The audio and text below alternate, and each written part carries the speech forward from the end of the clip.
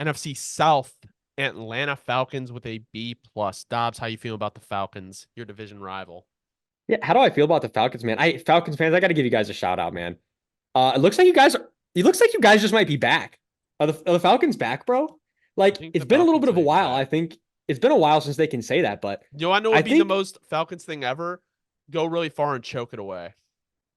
see this is the thing though. I'm going to say this because most Saints fans they couldn't even utter these words because they hate the team so much. Me, you know me, bro. I'm an objective man. I never let my hate or my disdain get in the way of the truth. The truth is the Falcons should win the NFC South next year. Like the Falcons very well should win the NFC South next year. And if they The don't, dominoes.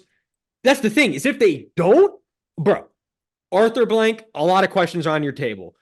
There's and then like just with the Kirk Cousins signing, a lot of questions are on the table. Like we're headed down a direction where quickly, I think Falcons fans are going to start saying, "Yo, Arthur," and not Arthur Smith anymore. It's a different Arthur. It's gonna have to start answering some more questions. But that's the thing is, I don't want to play hypotheticals because not yet because this situation is just so. I'm not saying foolproof, but so stoutly built with the way the O line is assembled. You have just a really rock solid receiving core. Kyle fucking Pitts, like Kirk Cousins is going to turn Kyle Pitts back to 1,000+ yard tight end.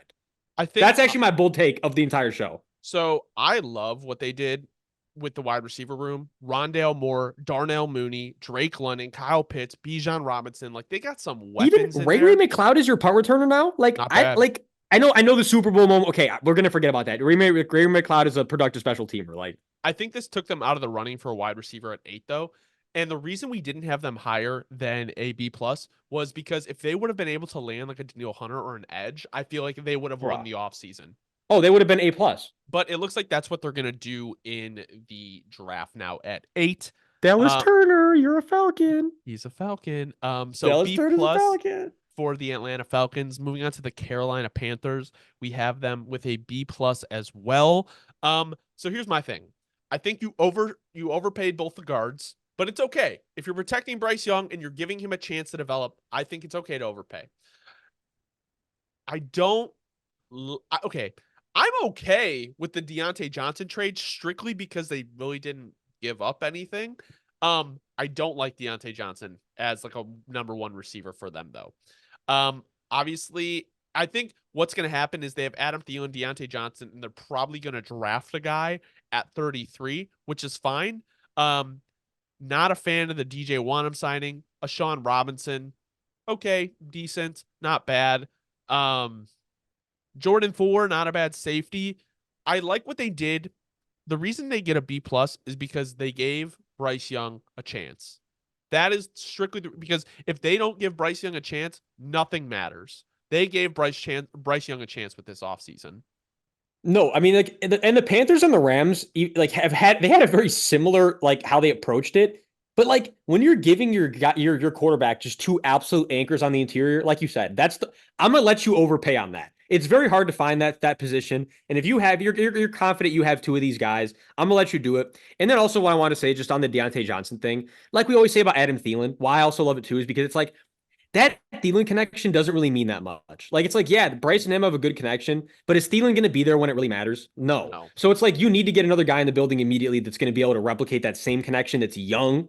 And that's basically what you're getting in Deontay. Yeah, we want to see Deontay still become more sure-handed, but the issue is not what it was a few years ago. And at the end of the day, he's definitely going to be a productive target for Bryce over here. My only worry is his kind of attitude issues, but we'll see what happens with that.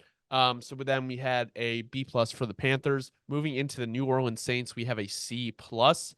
Really, their only additions are Cedric Wilson and Willie Gay. They re-signed Demario Davis and Tyron Smith.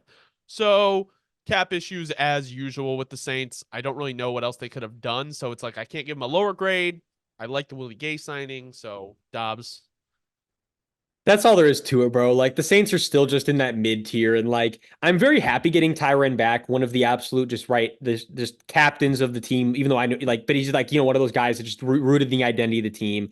And then Demario Davis, actual captain. We needed Demario back, man. I'm telling you, if the Saints lost Demario Davis, you guys might not see me on this show. I might just be just sitting in the corner crying. So we needed to get Demario back. I'm gonna be honest. I actually love Willie Gay a lot. I do like Willie Gay as a signing. I think obviously we're concerned about his injuries and stuff. If he can just stay healthy, I do believe he can actually be a very productive part of this defense. But then minus that, it's like nothing the Saints did move the needle. But then to the point of like, well, we really couldn't move the needle. We're in the same position we're going to be in until the Carr contract is up. It is what it is. The Saints should kind of just have to build around Carr, and that's what they forced their own hand into. So that's what we're witnessing unfold now. C plus for the New Orleans Saints. Moving into the Tampa Bay Buccaneers, we have them with a B. I think honestly, they brought back who they needed to bring back. Baker Mayfield on a very, very reasonable deal. And Such a dub. bro. We're starting to see like these mid-tier quarterback contracts that don't handicap these teams. Wait, so you're telling me you're telling me we were spot on, bro? You're telling me what we said like 2 years ago? We were spot on. Yep, we were. We were ahead of the curve. Geno Smith, Baker Mayfield contracts are very doable and reasonable for these teams.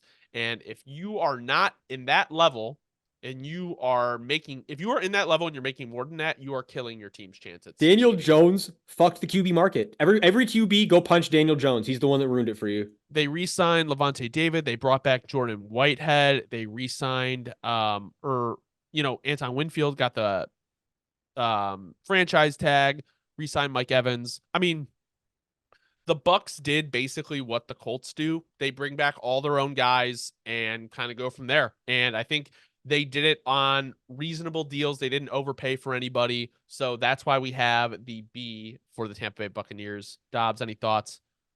Not anything besides everything we just said. And I also just want to include because I said the Falcons, they very well should win the South. I'll say this. If the Falcons don't win the South, it very well is going to be the Bucks, I do believe. I think this year's the year where the Falcons and the Bucks are going to be fighting head to head. If the Saints somehow surprise me, I'll be fucking cheesing. I don't expect that. I do think it's either got to be the Bucks or the Falcons this year with how they rebuild, right?